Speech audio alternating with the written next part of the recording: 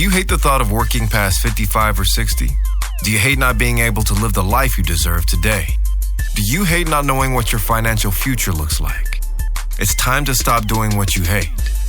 Here's your host, Mr. Harold Green. Hello, everybody. This is Harold Green of Bright Tree Wealth Management. And it is time to stop doing what you hate. Hope you're having a fantastic week. Doing pretty good. Got up super early today. I don't know. Couldn't sleep well last night. Just some stuff was on my mind. And, today's going to be a good show. I'm going to really dig into some stuff that's really serious. And it's going to be a little bit emotional. It's going to be some faith-based things in it for all of you who are of a particular faith. Not trying to alienate those who are not, but just kind of want to set the tone. So, I usually like to start off by talking about my week. It's been good. It's been bad. I got blindsided by some stuff and, but before it happened, I kind of had this thing on my radar. I have this kind of internal radar that just kind of tells me that something is about to happen. And normally when I get that like spider sense tingling, I usually just kind of pray and just kind of, take a step back a little bit. But this time I did that, but not to the level that I normally do because of one thing. I think I was a little bit too distracted. And so I want to talk to you a little bit about that. But overall, I think it was cool. We're about at the $100 million mark or more, last I checked. So, we're probably going to be taking our firm's registration to a whole new level with the SEC. And that's pretty exciting. But at the same time, I know it's a lot more work. But to all of those who are part of the Bright Tree Wealth Management Ohana family, I'm grateful for you folks. I greatly appreciate you. And every single day we come in here to strive to do the best that we can. We're not totally perfect or anything like that. But our goal is to try to kill it for you all the time as best as we can. So I'm really, really excited about that. But again, I'm going to stay on this 3%. I'm going to keep beating the 3% drum because here's what I found in today's society. So many people are now standing up for what they believe. They're standing up for what the kind of world that they think we should live in. They're voicing their opinions. They're protesting. They're saying all kinds of things. You got people on the internet saying things. You got people on the news channels saying things. Everyone is standing up for their opinions. And my opinion is, personally, I believe that people don't have to live broke. I believe that people can live way above where they are right now. And it's sad. So I'm going to stand up for the 3% because I want you to be a part of the crew, right? Having everything you need, more than enough, not only enough for yourself, but your family, your kids, your community, giving back, things like that, making a difference in the world because sick people can't help other sick people get well. It just doesn't work that way.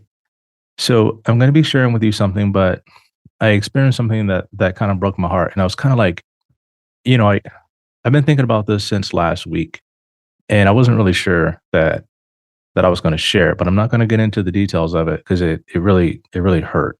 And it was kind of like a double-edged sword. It hit me in two ways.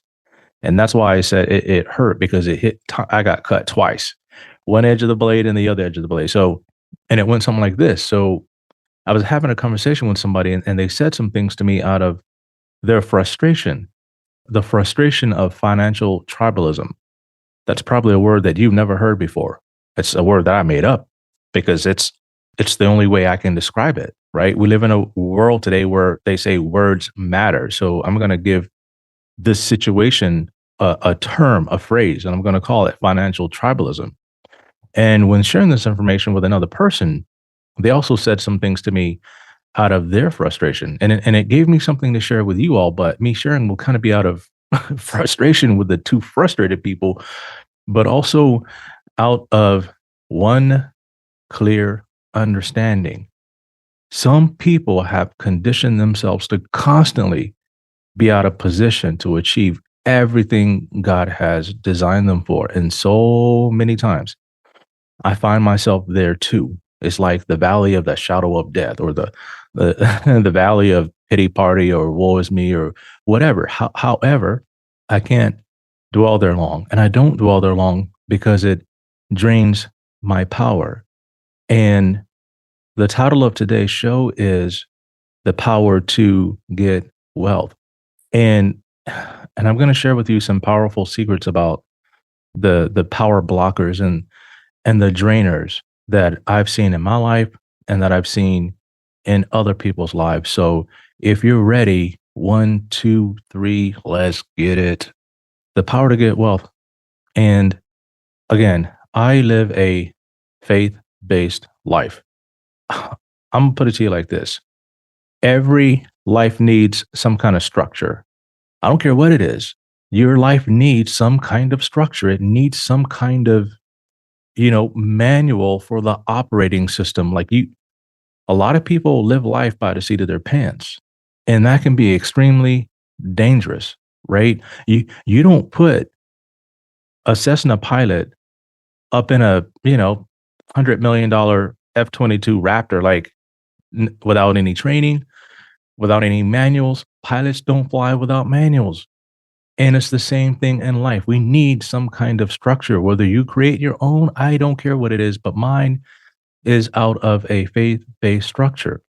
So I'm going to break this down for you as simply as I can. And I normally don't like talking about Old Testament things because, again, the Old Testament was before Jesus died. Jesus died, gave us a new covenant or a new trust.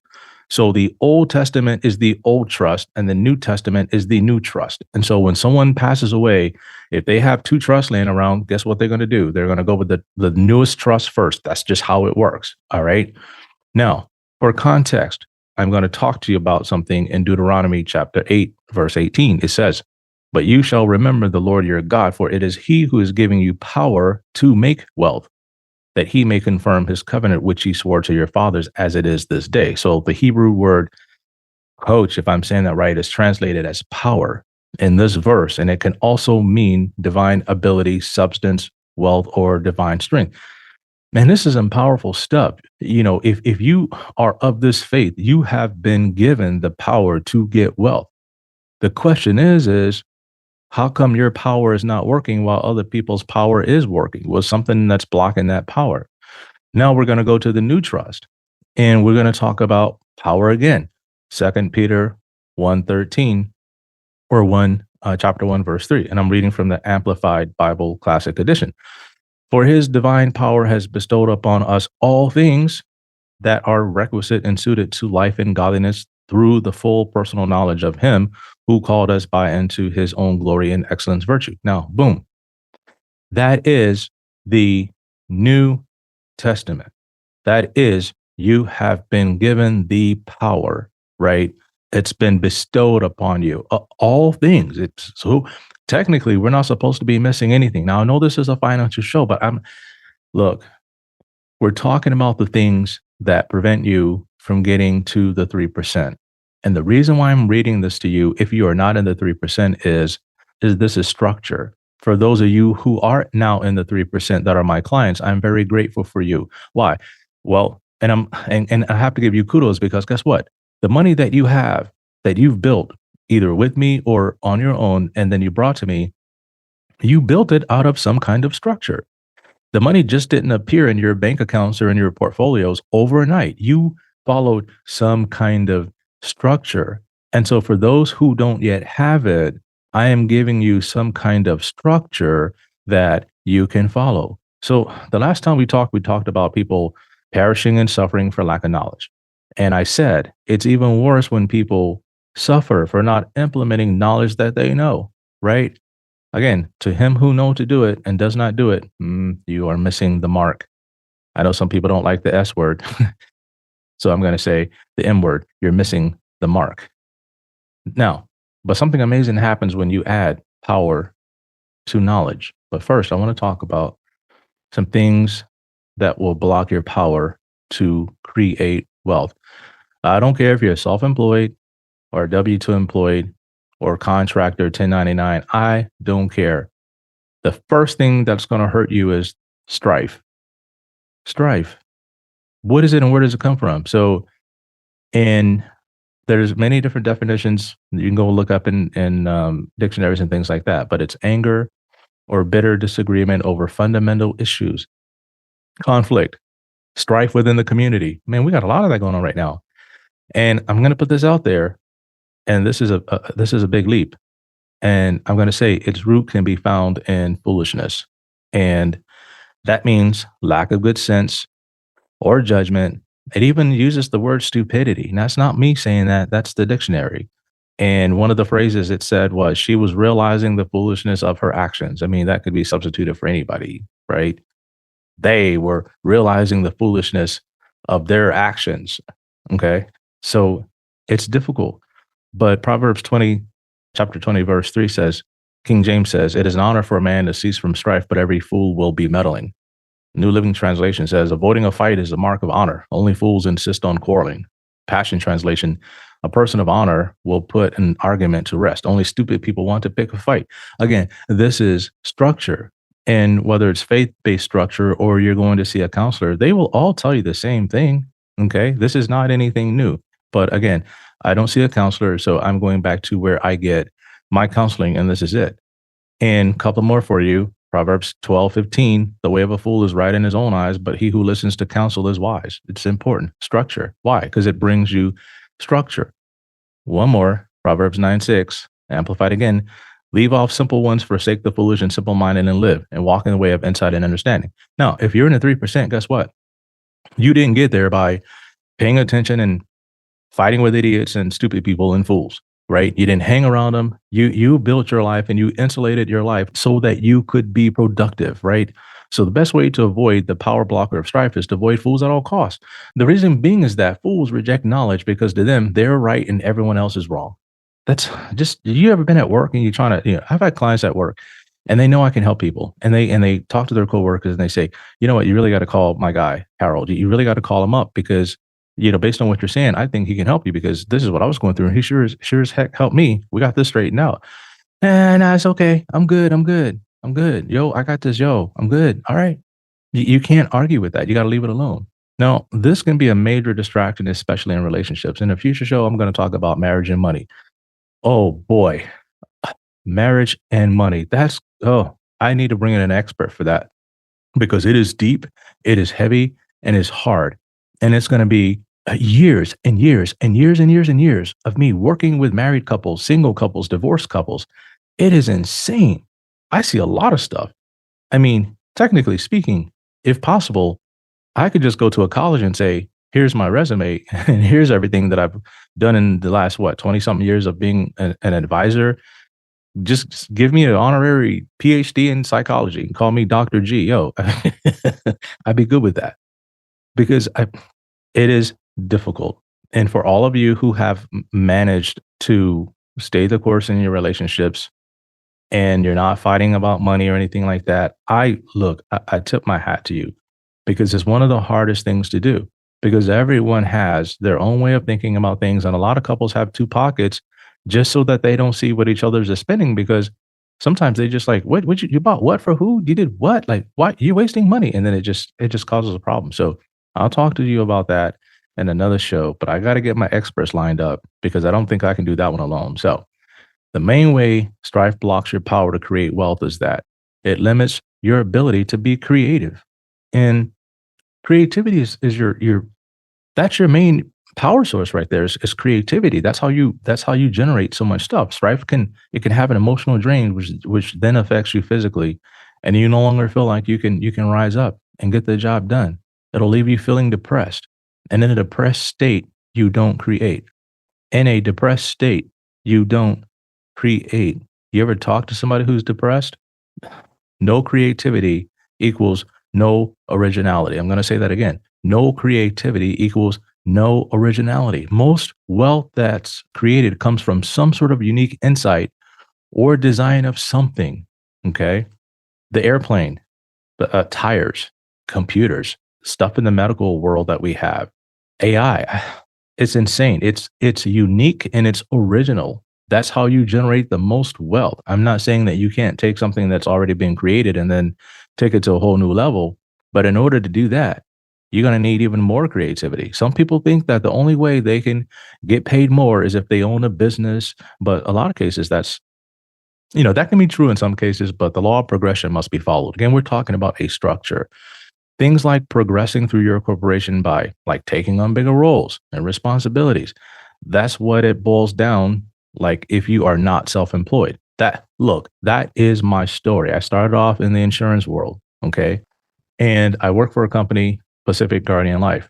But before that, I was in sales with a company called Aegon. I became the number 2 runner up for rookie of the year in the whole world for insurance sales. I followed a structure and I became good at it. And that led me into working for the home office of a life insurance company. And what I had to do was I got there, I was there for like 2 weeks and got a pay raise. It was unreal. And within 3 months, I got promoted to a job making double what I was previously making. It was insane. I took these leaps and I had to take on even bigger roles. And so one of the things that God specifically said to me was, you got to educate yourself more, right? You got to educate yourself about annuities and things like that. And I said, God, this company doesn't even sell annuities. We don't even offer annuities. But he said, no, go learn everything you can about annuities because that's going to help you. And in my own time, I did. I studied. And I think within, I don't know, a couple of months, companies coming out, yes, we're going to be offering annuities. I hadn't heard it. No one leaked anything to me, but they started offering annuities. And that took my income level in that company to a whole new level because what they had me doing was going out and meeting with people who had bought life insurance policies from their agents. The agents were gone, passed away, no longer in the business. And my job was conservation. My job was to keep those people happy, make them happy if they're mad. I got yelled at. I got called all kinds of names. You can imagine people being upset that their policy is not performing. And the agent had basically told them that you don't need to pay, you don't need to do this. And the interest rates are going to keep up and blah. And it all fell apart. Now my job is to go out and to save those policies. And I became really good at it. I got so good at it that I was out producing some of the agencies in the company that were writing business for the company. And they said, oh, you have an unfair advantage. At least you have somebody to talk to. I said, look, these people are mad as hell. They are mad. And I have to go out and try to fix this stuff. That's not easy, right? So took on bigger roles. And the next thing you know, I'm running my own firm. It's just progression. And so the thing about self-employed people is this. We take on so much responsibilities and so many different roles at the same time. We don't just wear one hat. Some people have talent while others tend to hone their skills and knowledge. And this is where the power kicks in.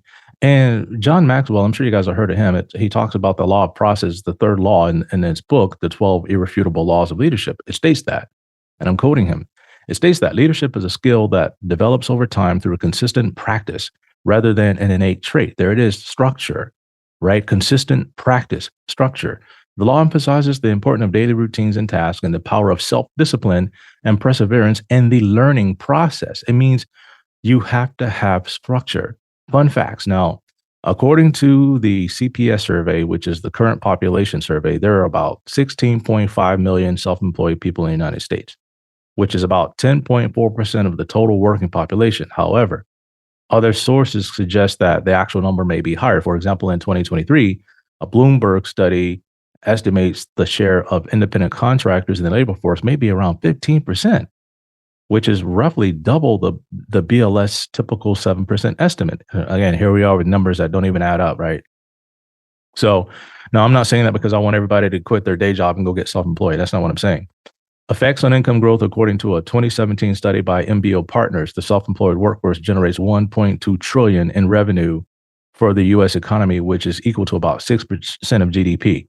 Now, we're talking about power to create wealth. Now, that's a lot of wealth, all right? That's a lot of money.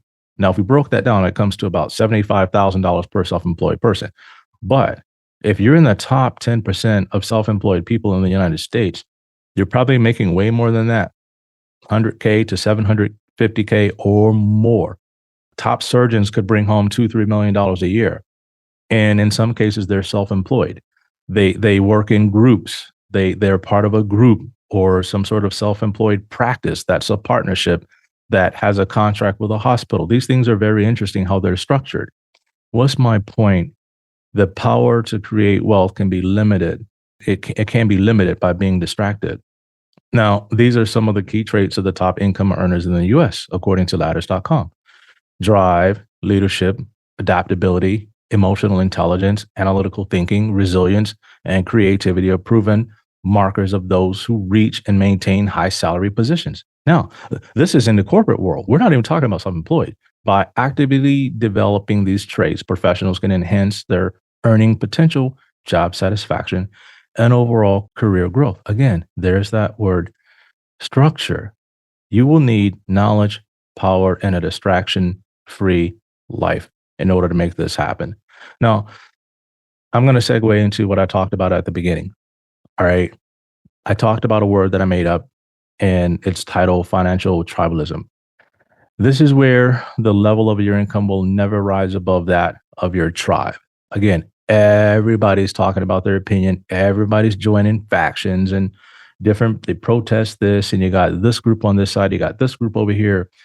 Everybody's running in different directions or their own direction, full steam ahead. Nobody's really trying to I'm not going to go there. Now, tribe. If your income does rise above the level of your tribe, it's going to be stunted and never reach its full potential. And if by some miracle, right, it does, your tribe will find a way to neutralize your growth. Oh my God, this is it's really breaking my heart. It makes me want to cry.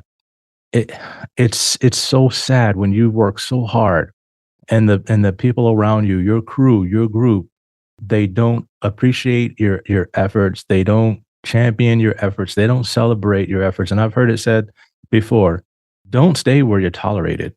Go where you're celebrated.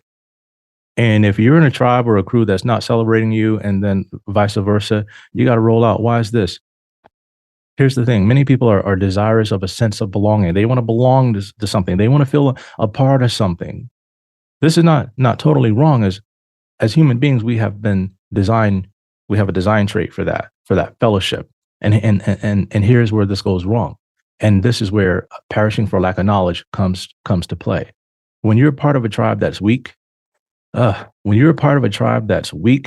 and constantly needy, your resources will drain as you feel a strong need to chip in and help out. And if you don't, they're going to criticize you. They're going to say things like, you make more than we do, so you should pay more. Look at you, big money. Oh my God. This is the money man over here, everybody. This is a money man. And it's no, it doesn't work that way. Right. Or you might hear things like, to whom much is given, much is going to be required. And I'm going to break this down. And I feel bad about saying this, but when I was going through my structure of faith, I heard that a lot in some of the churches I went to. To whom much is given, much is required. It's offering time. So you make more, so give more. It's I'm going to go back to a show and talk about that some other time. But right now, I just want to help you understand what could be blocking your power to get and keep wealth. Now, here's the problem. This is where the 97% live. They're living in tribes that drain their resources emotionally, physically, financially, and sometimes spiritually. This is where lives are ruined and futures are destroyed. I've seen it in families, and it's insane. Okay. Now, here's 3 things you can do to stay plugged into the power. All right. Real simple stuff you can do. Again, I know this is a financial show, but again, without understanding the structure at the bottom of it, it's going to be hard to get into 3% and stay in at 3%. You got to understand this. So, number 1,